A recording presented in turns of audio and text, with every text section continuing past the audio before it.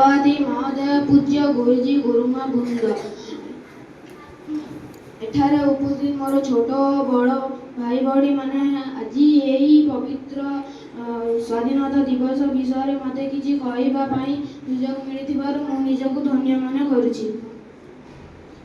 स्वाधीनता दिवस विषय रे स्वाधीनता दिवस हेउछि भारतर एक जातीय पर्व। आमे याकु प्रति वर्ष 15 अगस्त रे पालन करूथौ। मु मो देश को भल पाए एवं मु एथि पई गर्वित। यही दिन ब्रिटिश शासन अपसर को चिन्हित हैला। अनेक महायोद्धा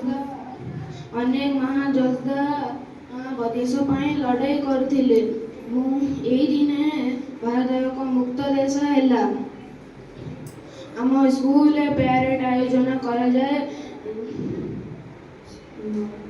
1947 मसीहा अगस्त 14 तारीख दिन राति 12टा बेले आम देश स्वाधीन हैला।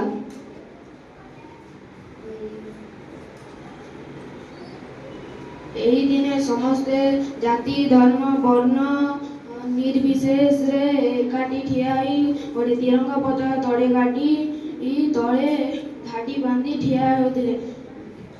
मु एति मोर वक्तव्य शेष करछि। जय हिंद जय भारत।